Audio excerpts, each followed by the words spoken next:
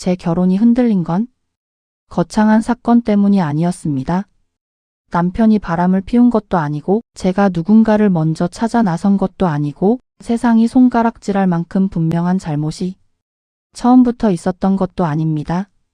정말 이상하게도 제 결혼은 비 오는 날 우산 하나 아래에서 조용히 흔들리기 시작했습니다. 고작 우산 하나였습니다. 그런데 그 좁은 우산 아래서 저는 처음 알았습니다. 내가 지금까지 비를 피하며 산 게 아니라 외로움을 견디며 살고 있었다는 걸요.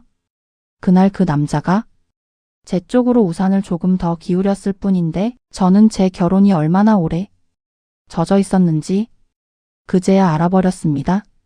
제 이름은 한서영, 56입니다. 남편과 결혼한 지 27회가 됐고 아들 하나 딸 하나 다 키워 이제 둘 다 집을 떠났습니다. 남들이 보면 제 삶엔 큰 문제가 없어 보였습니다. 남편은 공기업 정년퇴직 후 재취업 대신 집에서 쉬고 있었고 아이들은 다 자기 자리 찾아 나갔고 대출 거의 없는 아파트 한 채에 큰 병 없이 크게 모자라지 않게 살고 있었으니까요. 한마디로 겉보기엔 평온했습니다. 그런데 평온하다는 게 항상 괜찮다는 뜻은 아니더군요. 저희 부부는 크게 싸우는 부부는 아니었습니다. 남편이 술을 심하게 마시는 것도 아니었고 생활비를 안 주는 것도 아니었고 밖에서 문제를 만드는 사람도 아니었습니다. 그래서 저는 오랫동안 제가 나쁘지 않은 결혼 생활을 하고 있다고 스스로 믿어왔습니다. 좋지는 않아도 망한 결혼은 아니라고요. 그런데 시간이 흐를수록 저는 조금씩 알게 됐습니다. 우리 부부는 안정적인 게 아니라 정지돼 있었습니다. 같이 살긴 하는데 함께 사는 느낌은 없었어요. 남편은 늘 집 안에 있었지만 저와는 거의 대화하지 않았습니다. 아침엔 신문, 점심엔 뉴스, 저녁엔 휴대폰. 제가 무슨 말을 하면 대답은 했습니다. 하지만 대답이라기보다 소리만 내는 수준이었죠. 그래. 응. 알아서 해. 그건 당신이 편한 대로 해. 말이 끝나면 다시 화면을 받고 저는 식탁 맞은편에서 숟가락만 만지작거렸습니다. 결혼 초엔 남편이 원래 무뚝뚝한 사람이라고 생각했습니다.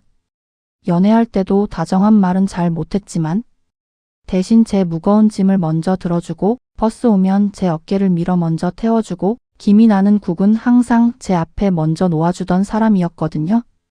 그 시절엔 그런 행동만으로도 충분했습니다. 말이 적어도 마음은 보였으니까요. 그런데 세월이 흐르면서 그 적은 말도 작은 행동도 조금씩 사라졌습니다. 아이들이 어릴 때는 서로 피곤해서 몰랐어요. 아침에 아이들 깨우고 유치원 보내고 학원 돌리고 장 보고 저녁 차리고 주말이면 시댁 다녀오고 나면 하루가 너무 바빠 내가 외로운지도 모르고 살았습니다. 그때는 그냥 사는 게 사는 거라고 생각했죠. 그런데 아이들이 다 크고 나서야 집안의 정적이 너무 또렷하게 들리기 시작했습니다. 냉장고 돌아가는 소리, 남편이 기침하는 소리, TV 뉴스 끝나는 소리, 제가 혼자 설거지하는 물소리. 그리고 우리 둘 사이에서 도무지 메워지지 않는 긴 침묵. 어느 날은 제가 일부러 하루 종일 말을 안 해본 적도 있었습니다. 제가 먼저 말하지 않으면 남편이 제 기분을 살필까 싶어서요. 그런데 저녁까지 남편은 정말 아무것도 묻지 않았습니다. 밥 먹을 때도 김치 좀 줘? 그 말만 했고 식사 끝나고는 소파에 가서 TV를 봤어요. 저는 그날 정말 처음으로 생각했습니다. 내가 이 집에서 사람이 아니라 기능처럼 살고 있구나. 밥하는 사람, 빨래하는 사람, 반찬 채워 넣는 사람, 정리하는 사람. 누구의 아내라기보다 그냥 집이 굴러가게 만드는 사람처럼요. 그러다 건강검진 재검 통보를 받은 날 저는 더 선명하게 깨달았습니다. 가슴 쪽에 추가 검사가 필요하다는 말을 들었을 때 저는 너무 무서웠어요. 친정엄마가 같은 쪽으로 오래 고생하셨거든요. 저녁에 남편에게 조심스럽게 말했습니다. 나 다음 주에 병원 다시 가야 해. 남편은 밥을 먹다 말고 왜? 딱 한마디 묻더군요. 검사 하나 더 하래. 그러자 그는 정말 아무렇지도 않게 큰일은 아니겠지 하고 다시 국을 먹었습니다. 저는 그 자리에서 한참 숟가락을 들고 있었어요. 같이 가줄까? 걱정되겠다. 무서웠지? 결과 잘 들어보고 와. 그 말들 중 하나쯤은 나올 줄 알았습니다. 하지만 없었어요. 정말 없었습니다. 병원에 다녀온 뒤에도 남편은 결과를 묻지 않았습니다. 그 순간 저는 아주 오래전부터 제 결혼이 비어 있었다는 걸 마침내 인정하게 됐습니다. 그 이후 저는 일부러 집 밖으로 자주 나가기 시작했습니다.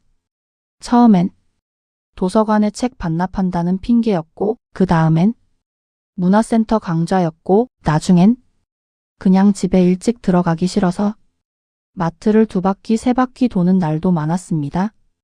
그 무렵 구청 문화센터에서 하는 수요 문학 강좌 전단을 받습니다. 주제는 문학 속 중년의 감정 읽기. 솔직히 큰 기대는 없었습니다. 그냥 수요일 저녁 2시간 집이 아닌 곳에 있을 이유가 필요했을 뿐이었어요. 그 남자를 처음 본 건 그 강좌 4번째 날이었습니다. 강사는 앞에서 소설 한 대목을 읽고 있었어요. 사람은 사랑받지 못해서가 아니라 더는 자기 마음을 설명하고 싶지 않은 사람 앞에서 가장 외로워진다. 그 문장을 듣는 순간 정말 심장이 덜컥했습니다. 정확히 제 얘기 같았거든요. 저는 이미 오래전부터 남편에게 저를 설명하는 걸 포기하고 살고 있었습니다. 내가 왜 서운한지, 왜 자꾸 멍해지는지, 왜 예전처럼 웃지 않는지, 왜 자꾸 숨이 막히는지 말해봤자 돌아오는 건 늘 비슷했으니까요. 다들 그렇게 살아? 예민하게 굴지 마. 그게 그렇게 큰 일이야? 또 시작이네. 그날 강의가 끝나고 제가 가방 안에서 펜을 찾다가 그만 바닥에 떨어뜨렸습니다. 누군가 먼저 숙여주어 제게 건넸어요. 여기요. 고개를 들었을 때 처음으로 그 사람을 봤습니다. 짙은 회색 셔츠, 반쯤 희끗한 머리, 지나치게 웃지도 않고 그렇다고 차갑지도 않은 얼굴. 그는 그냥 펜을 건네주고 고개를 끄덕였습니다. 그게 끝이었는데 왜 그런지 저는 자꾸 그 사람의 눈이 신경 쓰였습니다.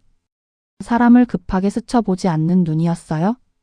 강의실 밖 복도에서 우연히 다시 마주쳤을 때 그가 먼저 말을 걸었습니다. 오늘 강의 좀 무거우셨죠? 저는 얼떨결에 웃으며 좀 그렇네요. 라고 했습니다. 그러자 그는 잠깐 저를 보다가 아주 조심스럽게 말했습니다. 많이 힘들어 보이셨습니다. 그 순간 제 안쪽이 서늘해졌습니다. 저는 본능적으로 아니에요, 괜찮아요? 하고 말했죠. 그런데 그는 바로 물러서지 않고 한마디를 덧붙였습니다. 괜찮은 사람은 그런 얼굴을 잘 안 하시더라고요. 그 말을 듣는 순간 정말 울고 싶었습니다. 남편은 제가 어떤 얼굴을 하고 살아도 모르는데 처음 보는 남자는 그걸 알아본 거잖아요. 그날 집에 돌아와 저는 한참 현관 앞에 서 있었습니다. 문을 열면 늘 똑같은 풍경이 펼쳐질 걸 알았으니까요. 소파에 누운 남편, 커다란 TV 소리, 제가 들어와도 고개만 살짝 돌리는 얼굴. 정말 그랬습니다. 제가 들어가자 남편은 왔어? 한마디만 하고 다시 화면을 봤어요. 그 순간 복도에서 들은 그 말이 다시 떠올랐습니다.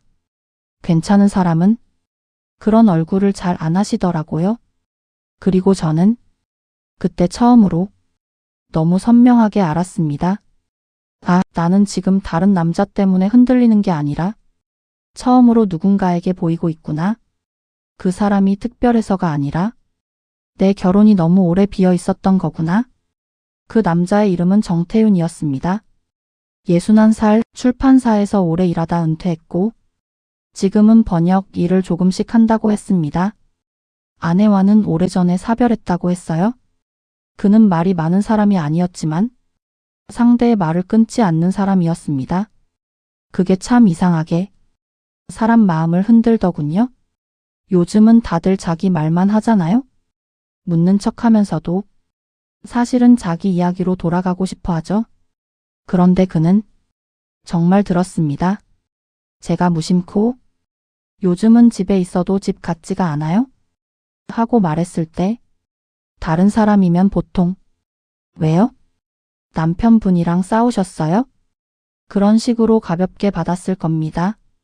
그런데 그는 컵을 내려놓고 천천히 말했습니다. 집이 불편한 게 아니라 관계가 막히는 걸 겁니다. 그 말에 저는 정말 숨이 멎는 줄 알았습니다. 그건 제가 수년 동안 품고도 제 입으로 정확히 말하지 못했던 문장이었거든요.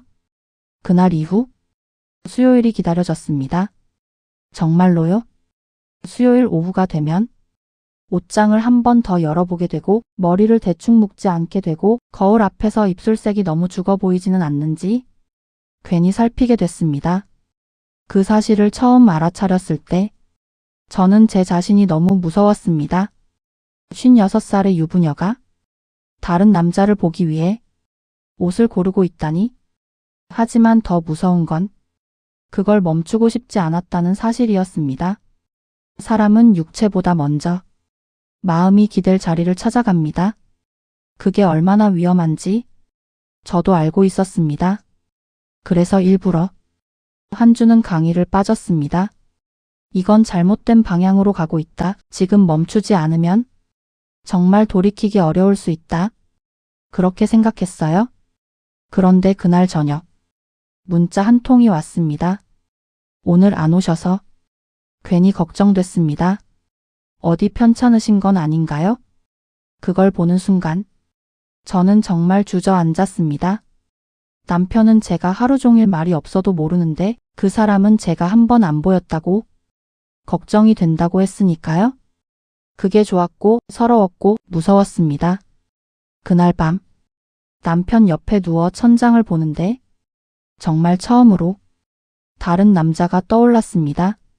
저는 놀라서 곧바로 눈을 감았다가 떴어요. 옆에선 남편이 코를 골며 자고 있었고 저는 그 침대 위에서 세상에서 제일 큰 죄를 짓고 있는 기분이었습니다. 하지만 동시에 너무 슬펐습니다. 내가 이렇게까지 된 이유가 단지 다른 남자가 좋아서가 아니라 내 결혼이 이미 오래전에 내용물을 잃어버렸다는 걸 알았기 때문이었으니까요. 그리고 그날이었습니다. 비가 많이 왔어요. 강의가 끝나고 나오는데 제가 우산을 두고 왔다는 걸 그제야 알았습니다. 건물 입구에 서서 비가 좀 잦아들기만 기다리고 있는데 정태윤 씨가 제 옆에 와 섰습니다. 버스 정류장까지만 같이 가시죠. 그는 자연스럽게 우산을 펼쳤고 저는 망설이다가 결국 그 안으로 들어갔습니다. 우산은 생각보다 좁았습니다. 비는 세차게 내렸고 도로엔 가게 불빛이 길게 번졌고 젖은 공기 냄새가 코끝에 닿았습니다. 그는 우산을 제 쪽으로 조금 더 기울였어요. 별거 아닌 행동이었습니다.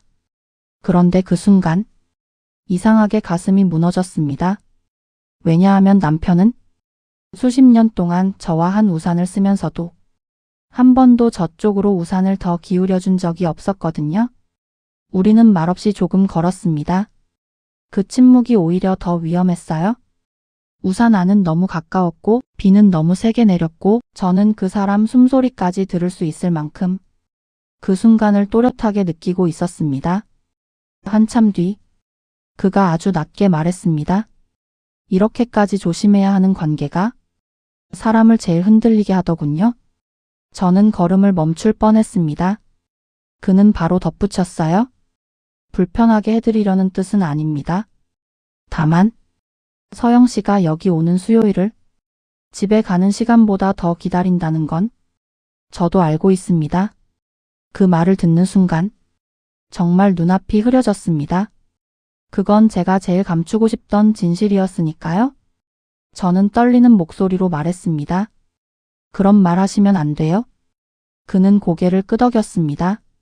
네, 압니다. 그래서 오늘까지만 하겠습니다. 그 말이 저를 더 무너뜨렸습니다. 왜냐하면 그는 끝까지 선을 넘지 않겠다는 사람처럼 말했거든요. 우산 아래에서 우리는 끝내 아무 일도 하지 않았습니다. 손도 잡지 않았고 어깨가 부딪혔다고 해서 그걸 핑계 삼아 더 가까워지지도 않았고 말 한마디도 더 하지 않았습니다. 그런데 이상하게도 바로 그 순간 제 결혼은 가장 크게 흔들렸습니다. 그날 집에 돌아왔을 때 남편은 늘 그랬듯 거실에 앉아 뉴스만 보고 있었습니다. 제가 들어와도 왔어? 그 한마디. 저는 그날 처음으로 그 평범한 장면이 너무 낯설고 너무 견디기 힘들었습니다. 그리고 결국 남편에게 물었습니다. 당신은 내가 요즘 어떤지 알아? 남편은 황당하다는 듯 저를 봤습니다. 왜 또 그래? 그 말에 저는 참았던 말을 다 쏟아냈습니다. 내가 얼마나 오래 외로웠는지, 당신 옆에서 얼마나 투명한 사람처럼 살았는지, 아파도 무서워도 지쳐도 당신은 한 번도 내 안쪽을 보려 하지 않았다는 걸요? 남편은 처음엔 짜증을 냈습니다. 이 나이에 무슨 감정 타령이야? 내가 뭐 바람이라도 피웠어? 생활비 안 줬어? 크게 잘못한 것도 없잖아? 저는 그 말을 듣고 기막혀서 웃었습니다. 그래요? 이 사람은 끝까지 모르고 있었던 겁니다. 사랑이 없어도 생활은 유지될 수 있고 관심이 없어도 부부는 겉으로는 사라질 수 있다는 걸 그 사람은 정말로 믿고 있었던 거예요. 저는 그날 끝내 말해버렸습니다. 나 다른 사람 때문에 흔들렸어? 남편 얼굴이 굳었습니다. 무슨 뜻이야? 저는 대답했습니다. 당신이 나를 안 보던 시간 동안 누군가는 나를 봤다는 뜻이야. 그날 밤 남편은 소파에서 잤고 저는 방에서 혼자 울었습니다. 이상했어요? 그렇게 말해버리면 후련할 줄 알았는데 오히려 더 슬펐습니다. 왜냐하면 그 순간 저는 확실히 알게 됐으니까요. 제 결혼은 지금 당장 깨져서 문제가 아니라 이미 오래전부터 속이 비어 있었다는 걸요. 그 후 남편은 조금 달라지려 애썼습니다. 먼저 말을 걸고 제가 마트에서 돌아오면 짐을 들어주고 주말엔 같이 밥 먹으러 가자고도 했습니다. 하지만 저는 이상하게 그게 더 서글펐습니다. 왜냐하면 제가 다른 사람에게 흔들렸다는 걸 알게 된 뒤에야 움직이는 관심은 사랑이 아니라 위기 대응처럼 느껴졌거든요. 그리고 저는 정태윤 씨를 더 만나지 않기로 했습니다.